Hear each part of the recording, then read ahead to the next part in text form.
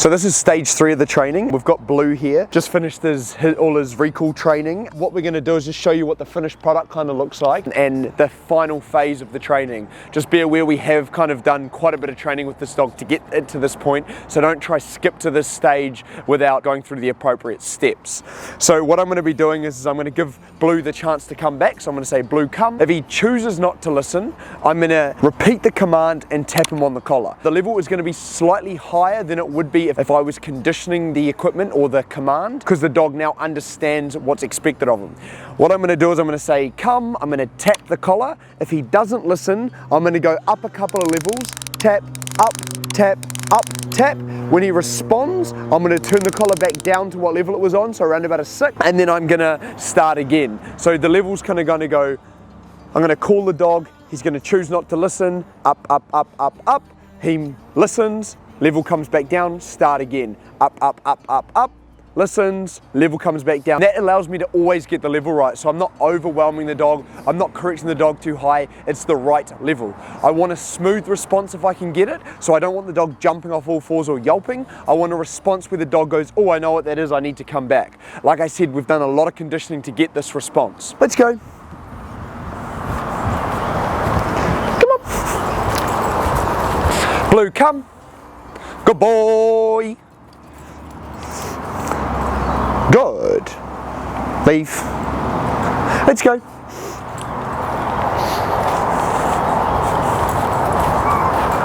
What you'll find once you've got a trained dog, if you've trained the dog correctly, the dog's naturally going to kind of gravitate towards you or follow you, which is what I'm looking for. So as you can see, he's going to kind of check in a lot of the time. So it's actually going to be quite hard to get reps out because we've conditioned him to want to follow us. Blue, come.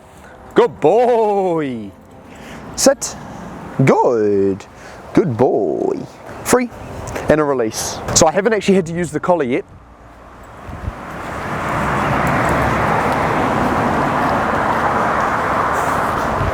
Let's go, Blue.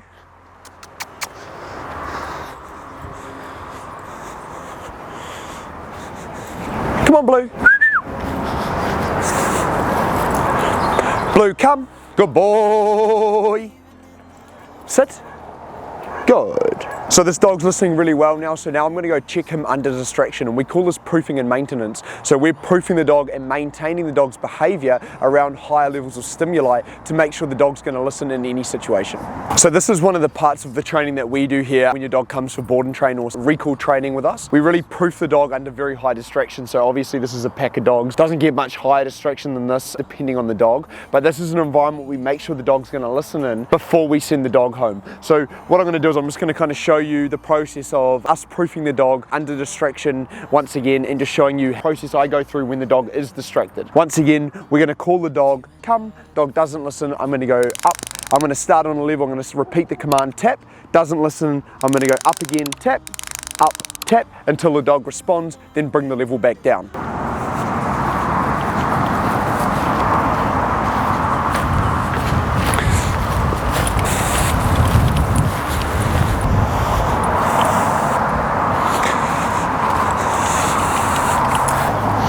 So when a dog's been trained about kind of decision making, you can see the dog just naturally gravitates back towards me, so it doesn't really matter where I go, the dog will just follow me. Like I said, this is about decision making, so we've taught the dog about making correct decisions and following us so that it makes it safer for the owner and safer for the dog. So it means we don't have to put a lot of effort into actually controlling the dog's just going to make good decisions on his own.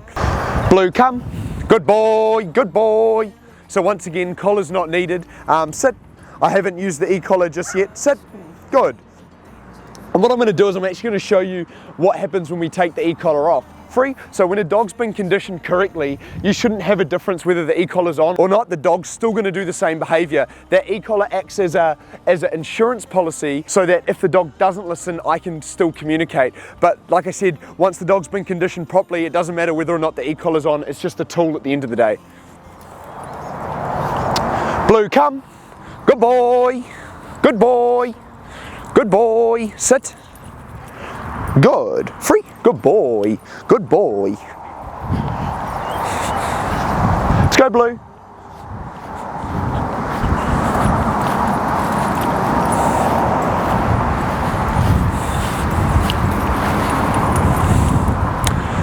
Blue, come. Good boy. Sit. Good. Good boy.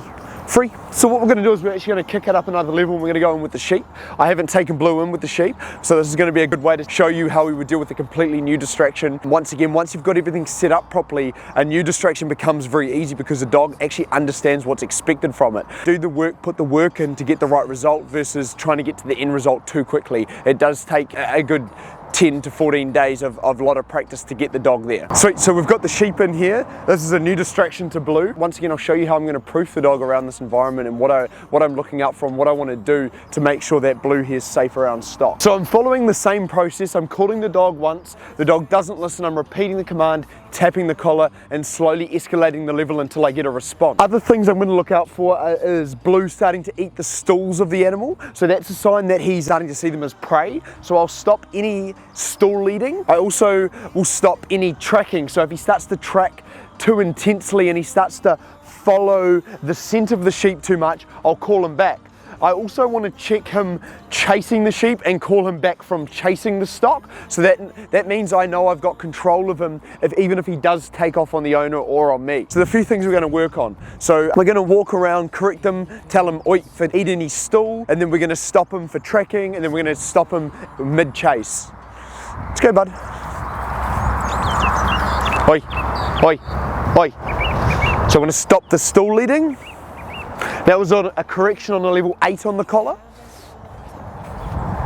Free, free, free.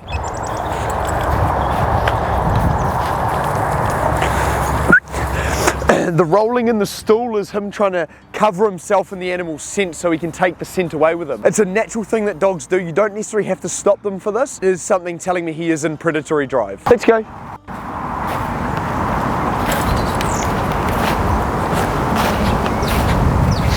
Oi. Let's go. Good boy. Good boy.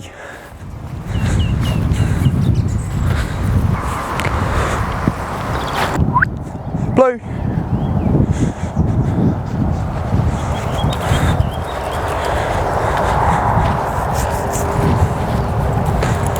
Let's go, Blue.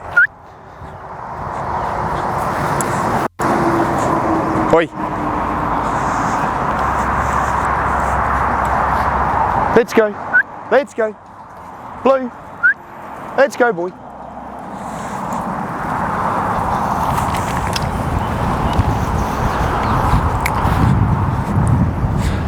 Come. Good. Sit. Blue, come. Sit. Good boy. Free. So you can see here, once you've kind of set the training up properly, even when we do tackle a new distraction or new scenario, he's done so much training to this point, it's very easy to control the animal still. So through repetition, consistency and hard work, you can get this result too.